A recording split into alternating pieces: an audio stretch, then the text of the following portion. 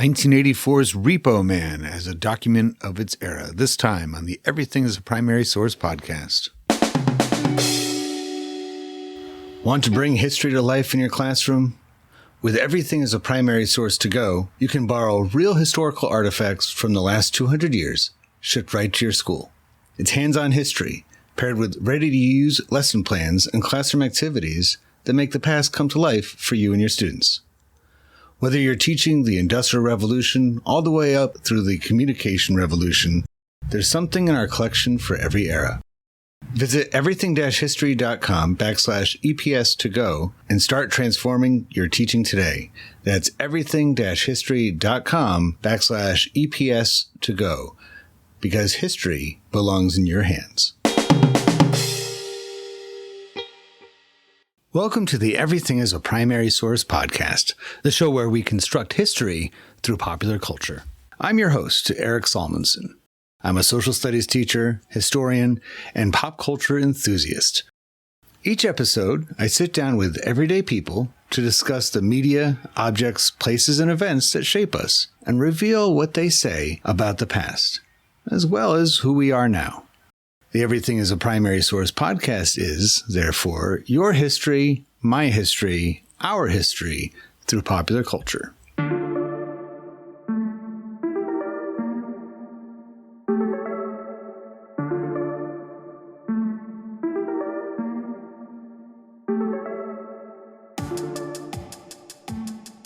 So this is a long time coming. I've been hoping to have Richard Erdman here on the Everything's a Primary Source podcast for a number of reasons. One very important one is that his business, Mayor Booksellers, has generously connected me with a lot of physical media that I just love digging through. So Richard, thanks for joining the Everything's a Primary Source podcast, and thank you for all the wonderful ephemera that you've bestowed upon me. Yeah, no problem. Thank you for having me.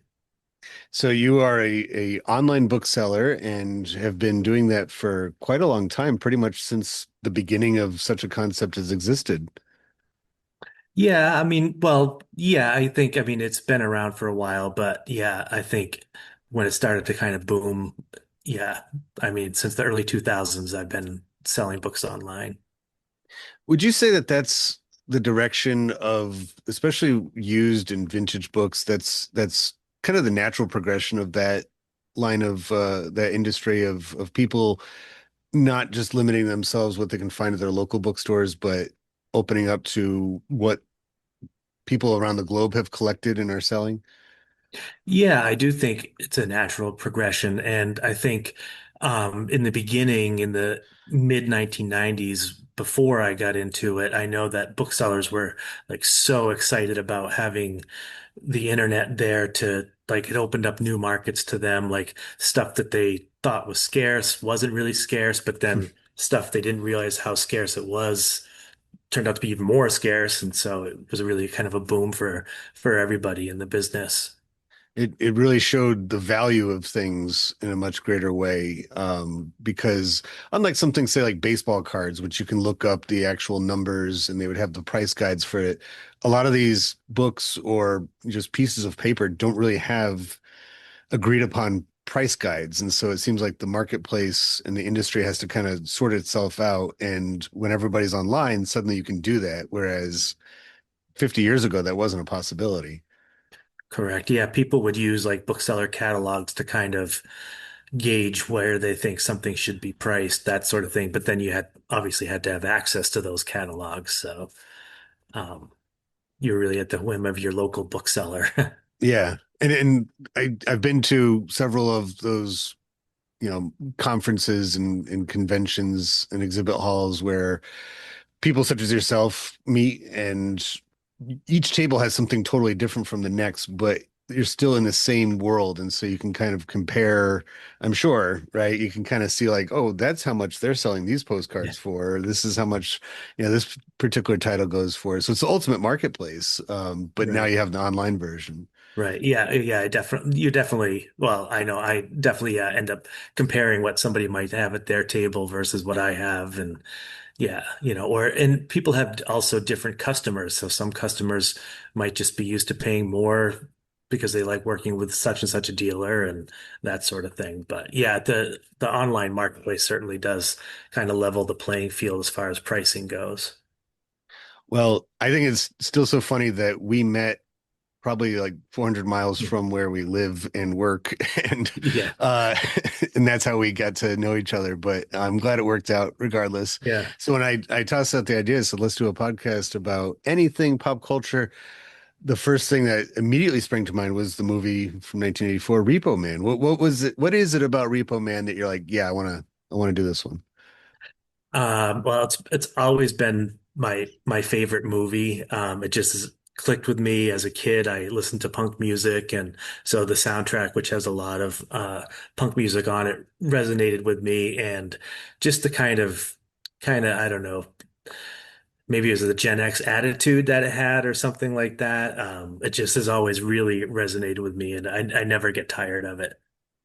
And unlike so many other depictions in media of punk culture and punk music and stuff like this at that time in the early 80s, late 70s, early 80s, this one's authentic. It's real. It's not the like they'd have like the what was that doctor show in the 70s that had like a punk kid gets hurt and like, or even in more modern shows, I think about like the show Freaks and Geeks from 25 years ago, which I love, Yeah, but there's an episode where they go to the punk club and it's just right, so, it's almost like they went to Spirit Halloween and got like the punk outfit, and like the right, the the clubs that they go to are like, well, we play at the Armpit, and I'm like, right, they don't call their clubs things like that. It's right. usually a little bit cooler, but Yeah, yeah.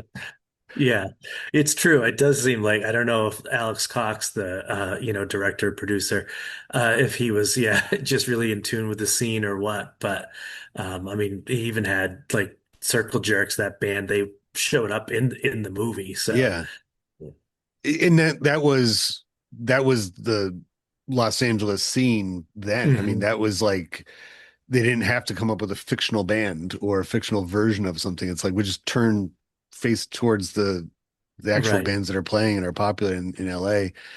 Um, so I do appreciate that about that film, in that it's not the other way where they're like, okay, well, let's put this thing together, and it's like it's a reflection of what was actually happening. And in the same time period, you have like I just been watching this documentary this spring about Paul Rubens and Pee Wee Herman, hmm and he was tapped into that scene too in the same time period, and it shows itself maybe not as directly in his performances and stuff, but even in like one of the first episodes of Pee-wee's Playhouse, Cowboy Curtis comes over and they're like, let's learn how to dance in each other's like, and Cowboy Curtis shows him how to do like square dancing like a cowboy.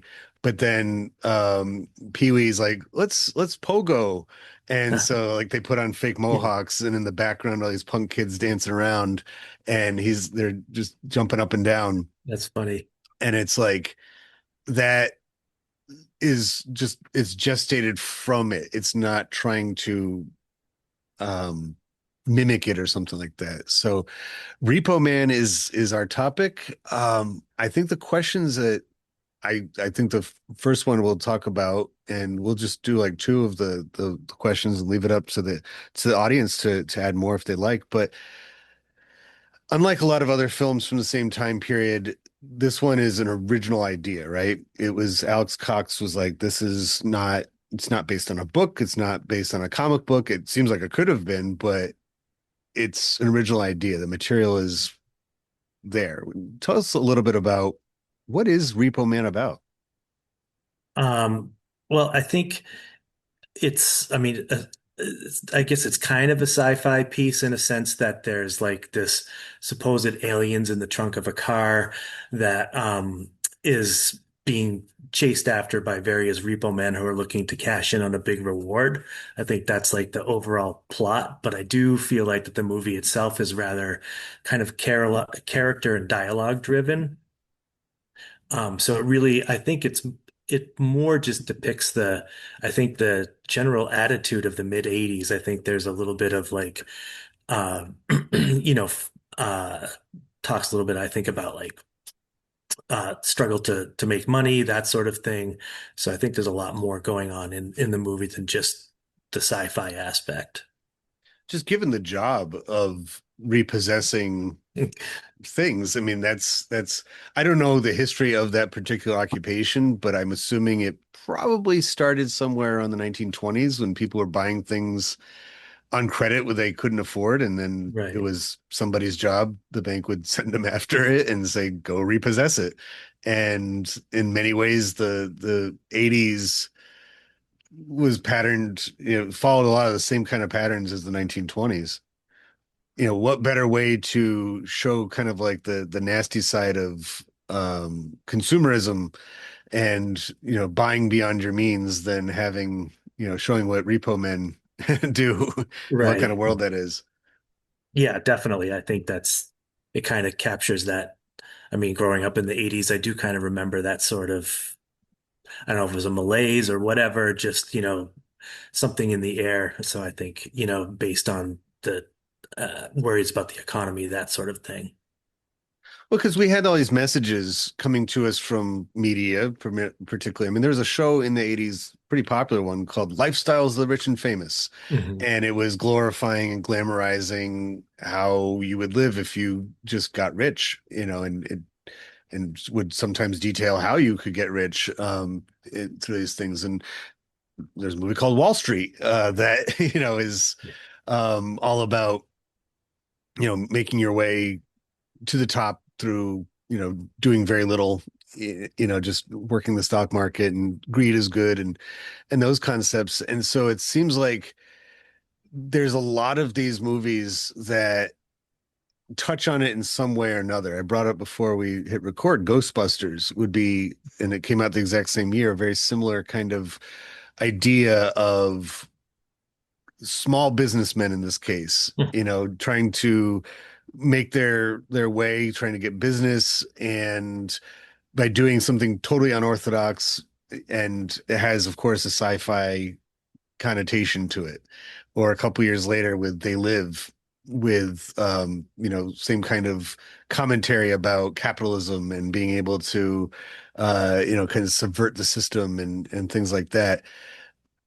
In other words, do you think Repo Man would have or could have come out in another time period? Would it have been correct to the 70s? Um, I don't know. I think, I don't think it maybe it would have. I think it just has that edge to it that I think, part of it is the punk at that point was a little bit, I mean, it definitely has the punk rock element to it. And, I think everything has kind of lost its luster in the 80s versus the 70s where like punk was still new and that sort of thing. So I don't know that it, you know, could have come out at another time. 'Cause it really, and another movie from the same time period that has its own, I guess, same setting too, Los Angeles, sci-fi set in a realistic way, and definitely does have kind of punk rock undertones to it too, is The Terminator. Hmm. I mean, the Terminator actually dresses like a punk because he kills a guy at the very beginning and steals his clothes from it, and it's our good friend Bill Paxton from Twister gets, the extreme has something extreme done to him. But going back to the idea of like not overdoing it with the punk rock stuff, like that, just kind of like this is the world of LA in 1984. You have these kind of people on the streets, and they, you know, that's part of the look, kind of the attitudes. And with the Terminator, same kind of thing. It's like how would the real world, this world, in all the different characters of Los Angeles in this case, deal with this crazy science fiction-y situation? Like, how would they react? And it's kind of a fun experiment in that. As a fellow educator, I know that taking our social studies classes to historical sites and museums can be a rewarding experience for everyone involved. But between coordinating transportation, keeping track of permission slips, and paying out of pocket for unforeseen expenses, it can also be a large task for a busy teacher. The Everything is a Primary Source to Go artifact borrowing service replicates the most engaging part of a museum field trip, and that's interacting with real historic objects directly in your classroom, but without the process and cost of taking your class off campus. The Everything is a Primary Source archive contains ephemera and physical objects dating from the 1820s onward, with emphasis on the 20th century. Pre-made and curated kits pull from the collection and are designed to complement your curriculum, just as the exhibits at your favorite cultural center do. Visit everything-history.com to learn more about EPS To Go and how it can help you bring the museum to your classroom. So there's lots of people, including there's like government officials Right. involved in it, right? And that's another trend that we see in a lot of these movies. E.T., same time period, government swoops in. There's aliens, there's UFO type stuff in that. Government, scientists are there to study it, and they are the bad guys. Splash, I think, was from the same time period. You have a mermaid. Government is there to try to study this thing and see how it works out. What do you think that this movie is talking about when it comes to authority and, kind of our man on the streets relationship with authority? Yeah, I definitely think it has an anti-authority edge to it. And I think most of the government officials are almost like absurdist caricatures of government officials. Like they're um just over the top, like um of what you would expect like an FBI agent to be or something. Just very, and there I think that those caricatures are kind of mocking those figures in the movie. And I mean, that's reporting out from because I think from the beginning, honestly, from the beginning of the country, and has always been true, there's at least two Americas that are living together at the same time, at Mhm. least two. And as the history of the country has progressed, sometimes that divide is a sectional one, other times it's a class one, and in the case of the 20th century, and definitely by the time you get to the 1980s, it's kind of like a class, but also combined with political spectrum, like uh the ideas of being um like the have and have nots, right? I mean, because isn't that what a repo man is somewhere involved in both of that? People want to have something, no matter if they have to put it on credit, right? They have to have something that doesn't actually belong to them, and then the repo man goes and takes it from them if they're unable to have it.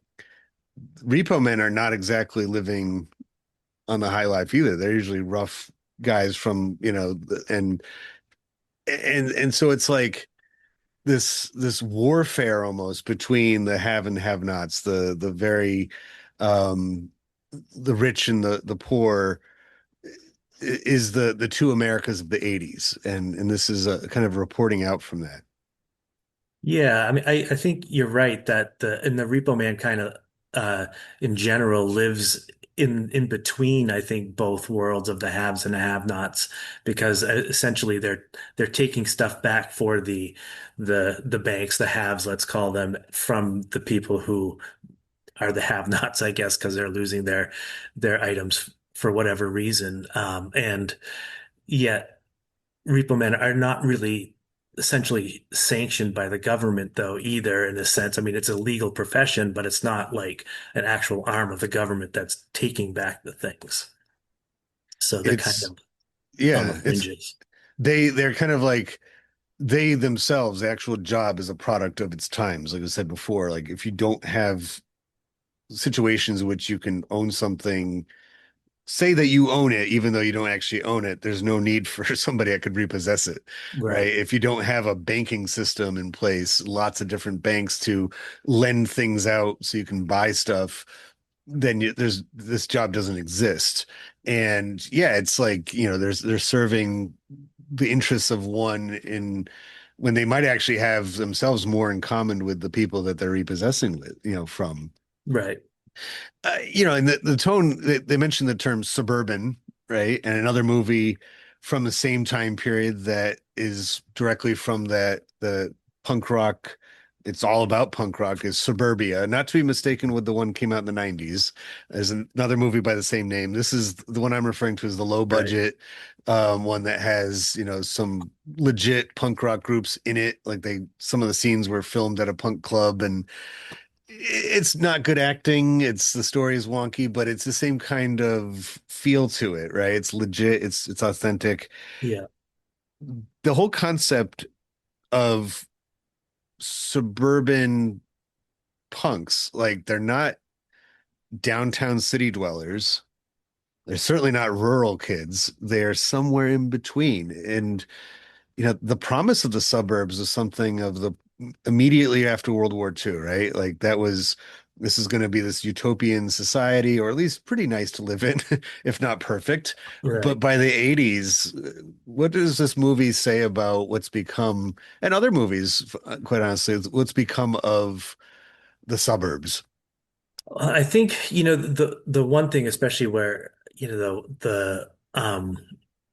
I think in a sense it's the movie does a few things. It kind of almost kind of pokes a little fun at the actual punks who think they actually have some sort of, I don't know, whether it's street cred or whatever, by basically calling them just white suburban punks, like basically like they're somehow posers and not really like whatever a real punk might be.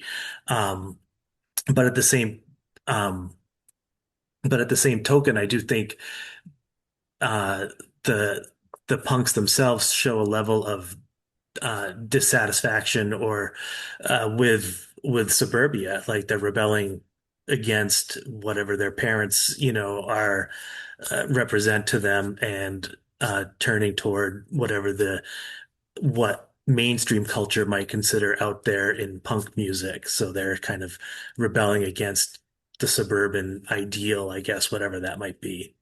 I mean, by 1984, that especially in places like Los Angeles, that punk culture had kind of grown up with the suburbs. Like when Mhm. we think of the suburbs here on the East Coast and punk rock music, we usually think of like New York City, Manhattan, specifically CBGBs as the birth of punk in the East in New York. And the suburbs of New York pretty easily defined, right? It's like once you're outside the five boroughs, that's the suburbs of, but even within the five boroughs, I mean, the Ramones, who are right behind me, and my poster, they're from Queens. Right. They played in Manhattan, but they were from Queens and not exactly, I mean, urban, but still kind of has those suburban qualities to it. It's not downtown. LA is just urban sprawl and more or less just a combination of smaller towns and cities that in many ways could be described as suburban, Right. just all interconnected with each other through highways. And many of the people that live there, I mean, the story of that city from unlike New York is very, very old, right? It's been around for centuries. LA tends to reinvent itself over and over again because it's like this is the last stop on this continent, right? This is the last bastion of culture and everything. But the promise of LA was always there of like come out here either for show business or come out here for, after World War II, it was the high tech aerospace industry was bringing a lot of families to the West Coast, to Southern California, and the promise of the good life was really starting to deteriorate through the 70s and into the 80s. And you have a lot of, I mean, one thing the suburbs don't really have a lot of is heart and places for kids to go. It's not Right. like these established areas here in the East where, yeah, the center of town is very clearly defined and has been defined for centuries.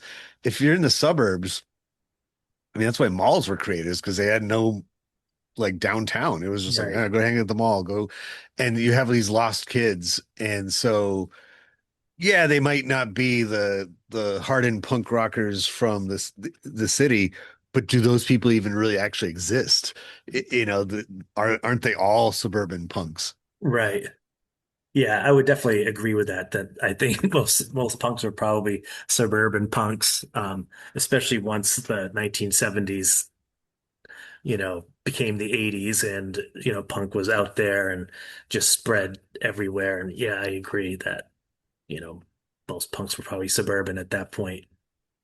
I like also going back to the material it's made from, this original script by Alex Cox. Um, First film, right? It's his first. I think so. Yeah. And my understanding is that it got pared down because he wanted to make a road movie. It was going to be like, and I love road movies. They're like my favorite kind of, the road trip. But budgetary constraints said, no, you're gonna have to keep it here in LA because we can't afford to send you all over the country or very far at all. That to it in itself is also very 80s DIY kind of punk rock feel to it. That it wasn't something that was budgeted by the studios. They were getting there, through the 70s, the way the studio system collapsed and then was rebuilt by independent filmmakers. They were recognizing the value that these kinds of artists could bring to making movies, but they were also entering into the era of the blockbuster too, where they already had their Spielbergs that they could say, all right, here's your giant piles of money, do Yeah. something with it. Whereas like for this kind of story, they're like, yeah, let's keep it simple. Let's make it so it's not too elaborate.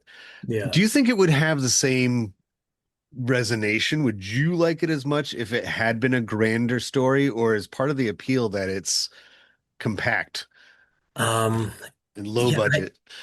I honestly can't imagine it as a road movie. I don't think it would have had the same appeal. Yeah, I think part of it is that almost like the constriction within the city of Los Angeles itself, where everything's kind of happening in a certain radius. I think it allowed for for me, a lot of the kind of uh, humor and satire of American culture, of suburban culture or whatever. Whereas I think if it was a road movie, you'd kind of lose some of that. Yeah, and it would just kind of, you know, just be another one and Right, not be right. um You know that Michael Nesmith from the Monkees produced? yeah, isn't that Yeah, wild? And, yeah, and that adds more. You said street cred before. That adds more. I mean, because the Monkees had a really weirdo movie that they made themselves a couple years before, right? Like in the yeah, early 70s. yeah.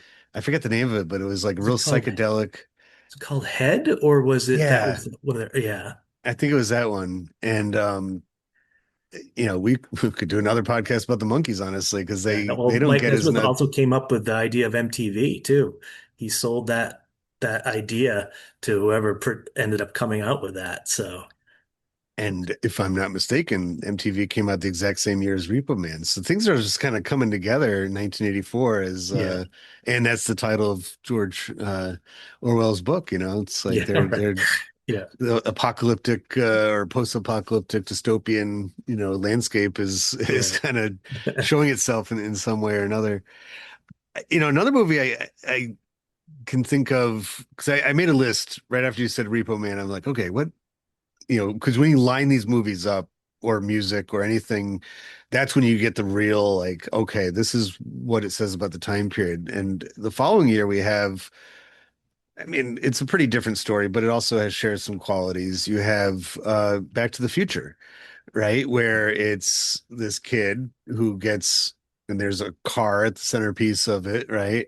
And a very unique car at that, a DeLorean in this case. And when you first see him in 1985, Hill Valley, California again, um, you get some of those same kind of feelings, like it's a rundown town, especially when you compare it to 1955, when he goes back in time, like, wow, this place was beautiful, had so right. much promise, it was so clean and pristine and everything. And you see what happens to the dream of the suburbs in that, because when you first meet him, he goes to his suburban house and it's in a kind of crummy neighborhood. And It's not horrible, but it's not nearly as nice as when he goes to 1955 and sees what it was meant to be. Right. The big mural billboard of, move out to Right. the suburbs and, have this beautiful life. And then he realizes, oh yeah, not so great in reality. I gotta think that this is all almost like one big collective brain from filmmakers at that time. I think we should also mention in this, I wonder if this factors into it too, is that the director is himself English, so he's not part of that shared culture as much Mhm. as some of the other filmmakers at the same time. James Cameron, I think Terminator was his first movie, and he was a truck driver. He was just interested in making movies. He photocopied books about movie making when he was at U. Like he would make deliveries to USC, and that's where he'd and just kind of self-taught sort of thing. Whereas Alex Cox, he was English, was studying there. That's how he learned how to be a filmmaker. Um, but I wonder if that makes any difference at all if he's just kind of like, this is my American story. Yeah, I don't know. Maybe, maybe that's his lens was, that's how he was perceiving what American culture was like, where he was going to school. And so maybe that's part of the what I always feel like is he really was kind of satiring a lot of different things. So maybe that was, yeah, part of it was just his outsider view of American culture.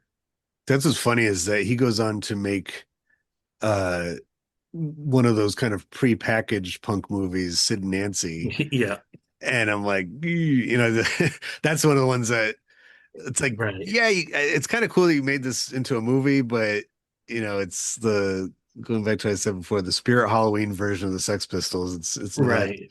as legit. And it's a hard genre to copy because that's what always attracted me to punk music and the punk scene was it was real.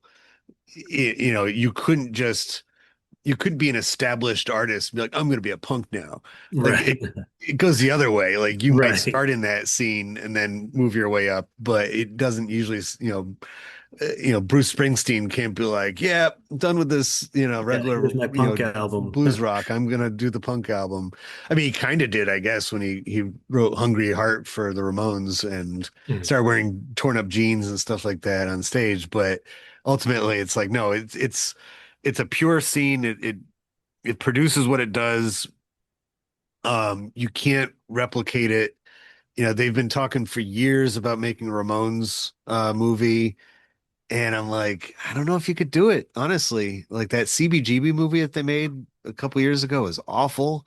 Yeah. It just looked like a bunch of Halloween costumes and it was try hard. And to me, I think the best thing you could probably do is just incorporate the music like this movie does with Repo Man, the soundtrack. That's where you're going to get people paying attention to the artists or have the actual band while they're there in the movie. Like Rock and Roll High School is the Ramones movie. You can't make a Ramones biopic, but that ESPN series, The Bronx is Burning, about the I think 78 Yankees is all Ramones. Like it's just their first three albums. That's the entire Right. soundtrack to that. And I'm like, that's perfect. Like just that's the feeling of the time. Like Right. that should be the Ramones movie. Yeah, right. So with Repo Man, it's the same kind of thing where it's like the soundtrack and the movie go like this. They're hand in hand. You can't have one without the other. I mean, just the cover art for Repo Man could easily be on the back of a leather jacket, or a jean Yeah. jacket or something like that. So I think we did a nice job of definitely getting the conversation started for anybody else who wants to add to it. That was part of what Everything as a Primary Source does. Before we depart, how can people best find you online? I guess my website is marebooksellers.com, so that's the best way to find me. Have my inventory, and you can always contact me if you have questions about anything, whether it's book related or not, I guess.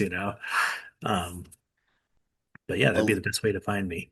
a lot of cool stuff, a lot of what you'd expect from a used bookstore, but also a lot of cool old fanzines and punk rock related things. Yeah. You have a lot of cool treasures there. So, Yeah. Thank uh, you. but thank you for joining us, and thank you for listening to the EPS podcast, where everything, including 1984's Repo Man, is a primary source. We'll talk to you next time.